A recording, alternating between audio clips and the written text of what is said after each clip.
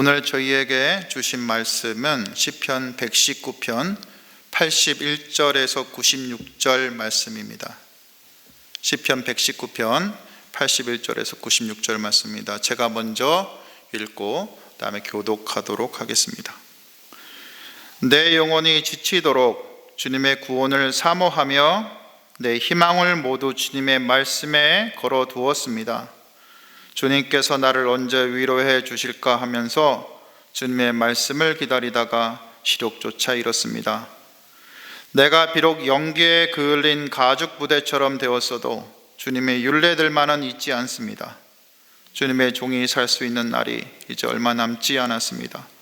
나를 핍박하는 자를 언제 심판하시겠습니까? 주님의 법대로 살지 않는 저 교만한 자들이 나를 빠뜨리려고 구덩이를 팠습니다. 주님의 계명은 모두 진실합니다. 사람들이 무고하게 나를 핍박하니 나를 도와주십시오.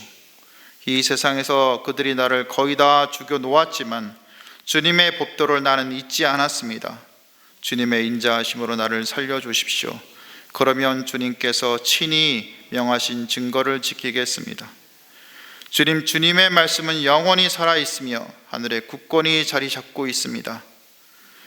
주님의 성실하심은 대대에 이릅니다. 땅의 기초도 주님께서 놓으신 것이기에 언제나 흔들림이 없습니다. 만물이 모두 주님의 종들이기에 만물이 오늘까지도 주님의 규례대로 흔들림이 없이 서 있습니다.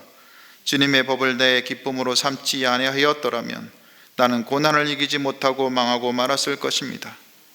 주님께서 주님의 법도로 나를 살려주셨으니 나는 영원토록 그 법도를 잊지 않겠습니다. 나는 주님의 것이니 나를 구원하여 주십시오. 나는 열심히 주님의 법도를 따랐습니다. 악인들은 내가 망하기를 간절히 바라지만 나는 주님의 교훈만을 깊이 명심하겠습니다. 아무리 완전한 것이라도 모두 한계가 있다는 것을 알았습니다. 그러나 주님의 계명은 완전합니다. 아멘.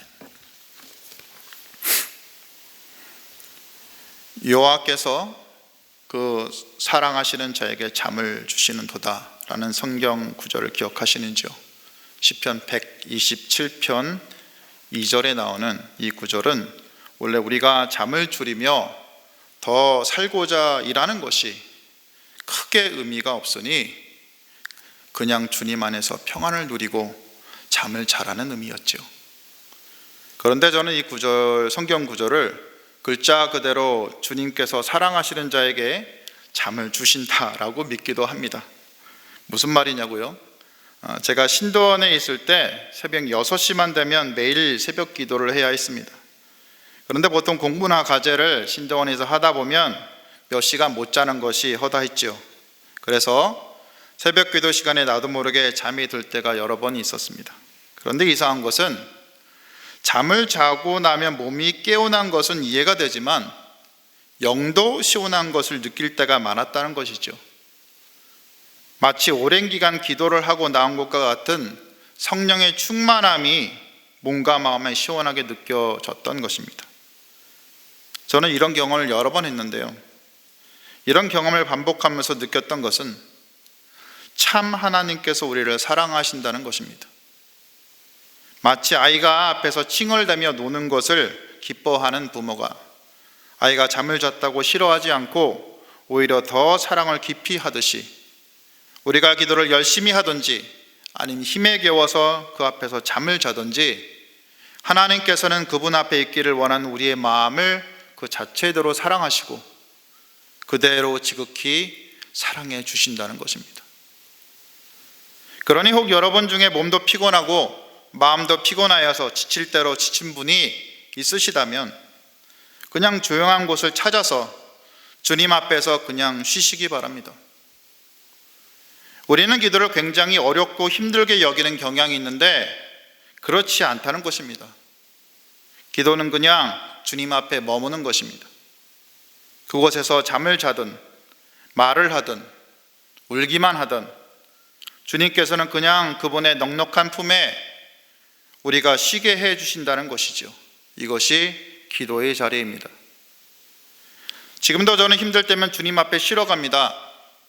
아무도 없는 곳을 찾아서 주님 앞에서 쉼을 얻는 것이지요. 그때는 주님 앞에서 기도하는 척 하지 않습니다. 뭐하러 그리 합니까? 그냥 주님께서 잘 아시는데 그냥 쉽니다. 앉아서 이런저런 푸념하며 기도하다가 잠도 자다가 찬양도 하다가 말씀 묵상도 하다가 그냥 주님을 몇 시간씩 누립니다. 무슨 대단한 기도를 하는 것이 아니라 그냥 아버지 되신 주님 품 안에서 쉬는 것이죠. 그냥 주님을 누리는 것이죠. 저는 한때 보험회사를 다닐 때가 있었습니다. 그 회사 다닐 때 하나님께서 제가 돈 맛을 알고 돈 욕심이 생기려고 하면 실제로 여기 가슴이 너무 아파서 아무것도 못하고 기도만 하게 하신 적도 있었죠. 하지만 그럼에도 실제로 제가 기도의 자리로 간 것은 대부분 만날 사람이 없고 갈 데가 없어서였습니다. 당시 제가 기도의 자리로 주로 갔던 곳은 순복음교회 강남 성전이었는데 거기 지하 대예배당에서 기도를 했었습니다. 거기서 기도할 때면 찬양을 하다가 기도하다가 피곤하면 엎드려서 자다가 말씀 묵상도 하다가 좀 쉬다가 또 찬양하다가 그렇게 시간을 보냈습니다. 물론 이게 뭐냐고 주님께 따졌던 경우도 많았습니다. 도대체 왜 그러시냐고, 내가 무슨 잘못을 그렇게 했기에 이곳에 머물게 하시냐고, 도대체 저랑 아무도 도무지 맞지 않는 이 집단에서 왜 저를 계속 머물게 하시느냐고 주님께 따지도 수없이 기도했지만 주님께서는 늘 기다리라는 답변뿐이었습니다. 지금이야 이렇게 편히 말하지만 당시에는 너무도 답답하고 힘들었죠. 제가 생각하기에 뭔가 의미 있는 일을 해야 한다는 조급함이 늘 제 마음속에 있었고 여기서 허비하는 것처럼 보이는 시간이 너무 아깝고 힘들었던 것입니다. 더구나 마리아 주님 말씀대로 정직하고 깨끗하게 영업을 한다는 신조를 지키긴 했지만 실제로는 실직자와 다름없이 돈도 제대로 못 벌고 빚으로 살던 시절이었으니 더더욱 답답하고 아무것도 하지 못하게 하시는 주님을 원망하며 참 쉽지 않던 시절이었습니다. 그런데 말이죠, 그 시간을 지금 다시 생각해 보면 제 인생에서 그런 시간이 다시 올 수 있을까 할 정도로 주님을 충분히 누렸던 시간이었음을 고백하게 됩니다. 그렇게 주님과 함께 거의 매일을 보낼 수 있는 시간이 앞으로 쉽게 찾아오기 힘들 수도 있겠구나라는 것을 지금이야 이제 느끼게 되기 때문이죠. 그렇게 아침부터 기도를 하다가 오후 3시 넘어 기도를 마치고 그 동네 강남 한복판에 가장 저렴한 4,000원짜리 콩나물 국밥집에 가서 먹는 점심이 얼마나 맛있었는지 지금 생각해보면 주님께서는 그 기도의 시간, 아니 정확히 주님 앞에서 지냈던 시간을 통해서 제 내면의 수많은 어둠들을 제거하시고 저를 밝게 만드셨고 제 남은 죄를 다 고백하게 하시며 깊은 회개의 자리로 인도하셨고 주님만을 의지하며 주님을 온전히 누리는 법을 알게 하셨고 말씀을 누리며 기억하며 의지하는 법을 알게 하셨고 기도와 찬양을 즐기며 주님 앞에 진심을 올려드리는 법을 알게 하셨던 것이죠. 당시에는 마음도 힘들고 돈도 또 달리고 또 견디기 힘든 고난의 시간이었지만 지금 생각해보면 참으로 하나님을 더 깊이 알게 되고 제 마음의 많은 것들을 기경하고 진정 하나님을 누리는 것이 무엇인지를 배울 수 있었던 너무나 귀중한 은혜의 시간이었음을 고백하게 됩니다. 그러니 혹 설교를 듣는 분들 중에 고난의 때를 보내시는 분이 있으시다면 자신의 처지를 부끄러워 마셨으면 합니다. 오히려 그 시간을 충분히 누리셨으면 합니다. 당신에게 주어진 그 고난의 시간이 지금은 잘 깨닫지 못하지만 당신의 인생에서 다시 오기 힘든 귀중한 시간일 것이기 때문입니다. 오늘 시편의 시인도 참 어려운 상황에 처해 있어 보입니다. 어떤 분은 이 시의 저자가 다윗이라고도 하고 어떤 분은 바벨론 유세에서 귀환한 한 경건한 이스라엘 사람이라고 말합니다. 하지만 누가 저자인지는 중요하지 않습니다. 중요한 것은 시를 지은 저자가 극심한 고난에 처했다는 것입니다. 시인은 고난에 진돌리고 힘들어하며 하나님 앞에 나아갑니다. 그리고 그분 앞에서 어린아이처럼 나 힘들어요 하고 토로를 하는 것입니다. 그런데 본문 81절에서 83절 전반부 내용을 묵상하면서 마음의 불편함을 제가 느끼게 됐는데, 시인은 하나님을 찾지만 그분을 온전히 누리지 못하는 모습을 저희에게 보여주기 때문입니다. 시인은 81절에서 개역개정으로 자신의 영혼이 구원을 사모하며 피곤하다고 말합니다.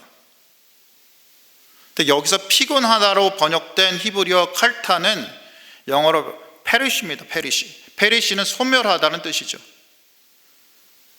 그러니 이 구절을 원어로 번역한다면 영혼이 주님의 구원의 말씀을 기다림에 지쳐서 죽어가고 있다. 시인은 힘든 상황에서 주님의 말씀을 바라지만 주님은 아무 말씀도 하지 않으셨다는 것이죠. 이런 시인의 조급한 마음은 82절에서 히브리어 원어로 마타 티나 하메니, 즉 주님 언제 저를 위로해 주시는 것입니까? 하고 따지는 것에서도 나타납니다. 그러면서 시인은 주님께 체념하듯 내 눈이 주님의 위로의 말씀을 기다리며 피곤합니다. 여기서 피곤하다라는 단어 역시 81절의 칼타와 같은 동사로 페르시, 즉 두 눈이 죽어간다는 의미죠. 그런데 구약에서 눈이 영혼을 의미하는 경우가 많습니다.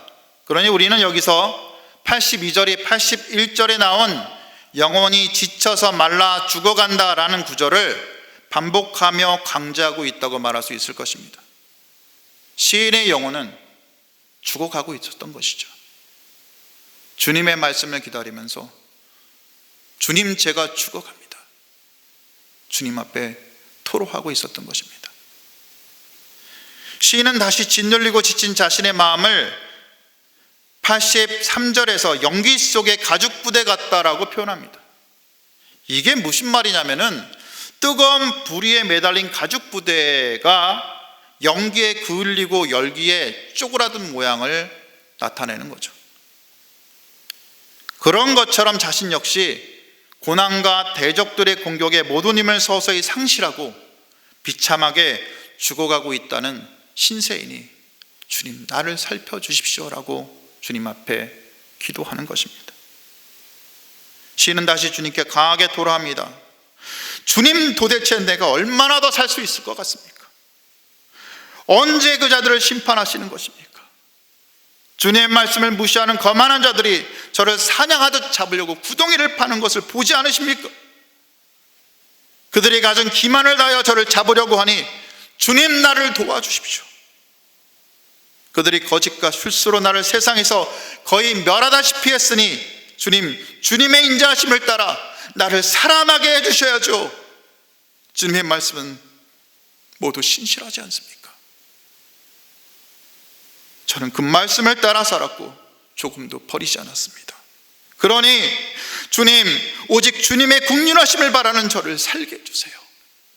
그리하시면 제가 여전히 주님의 말씀을 지키며 주님을 세상에 증거하겠습니다.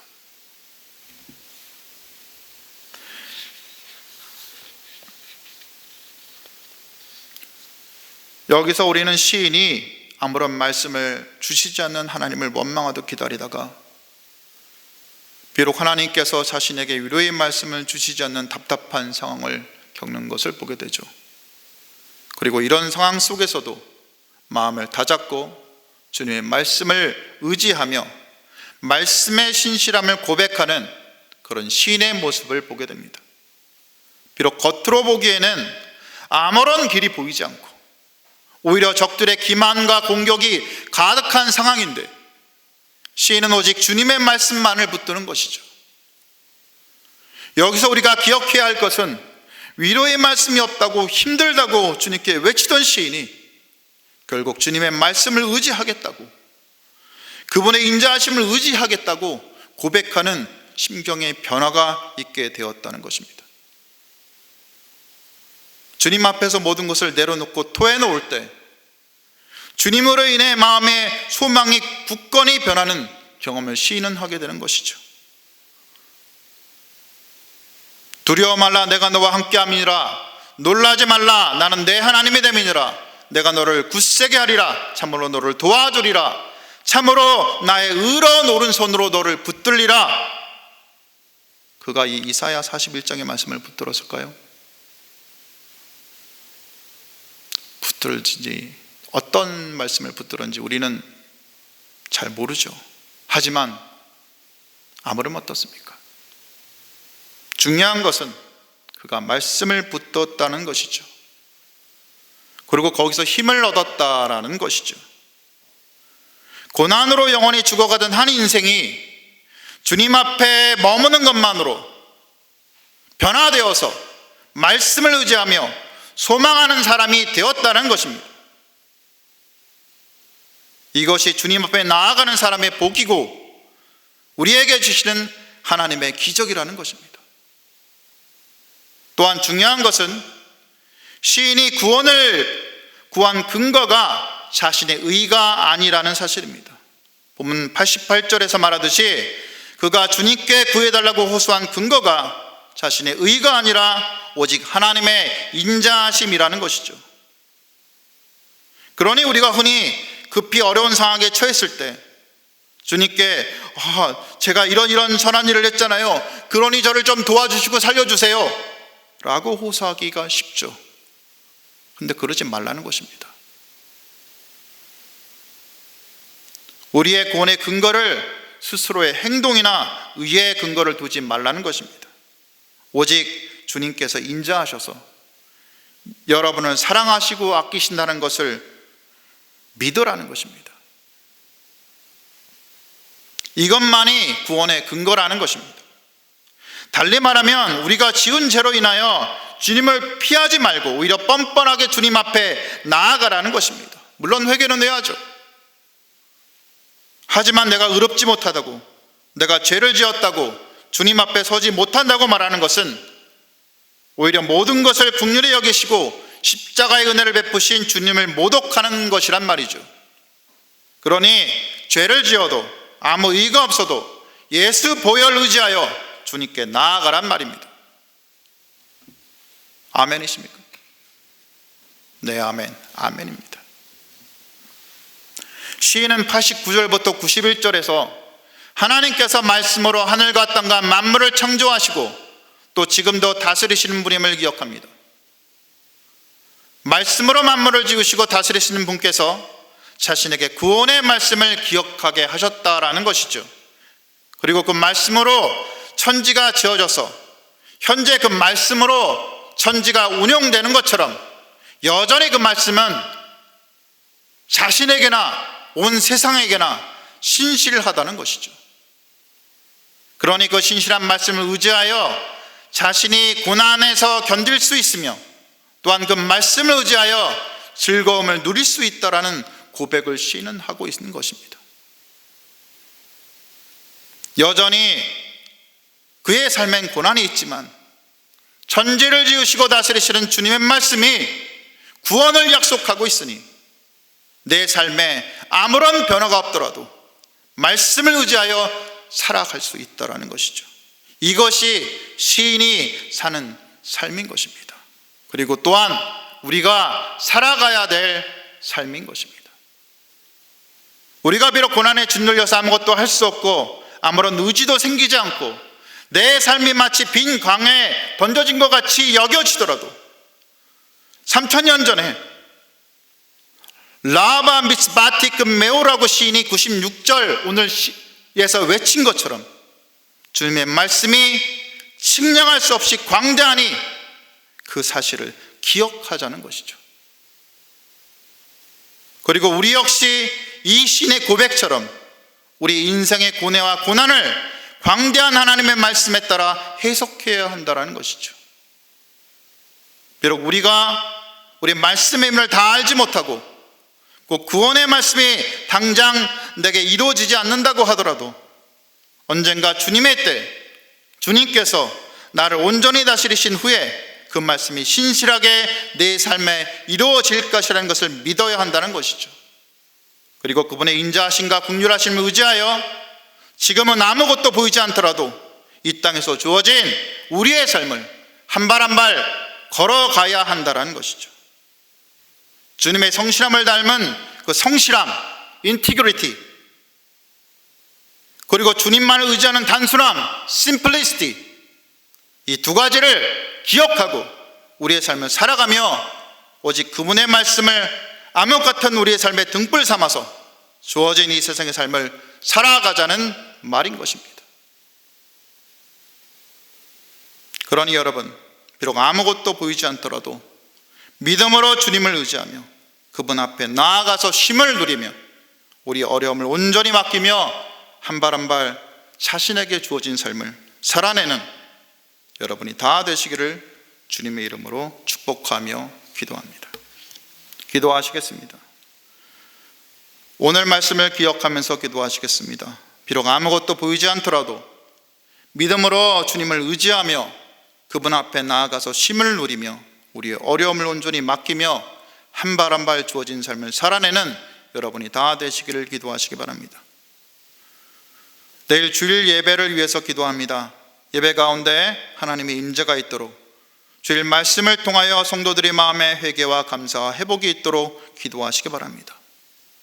마지막으로 학교와 교회가 코로나부터 안전할 수 있도록 이 나라 온 세상에 여전한 코로나가 주님 안에서 잘 극복되고 그 속에서 힘들어하는 많은 분들이 회복이 일어날 수 있도록 기도하신 후 각자 개인 기도하시고 돌아가시면 되겠습니다.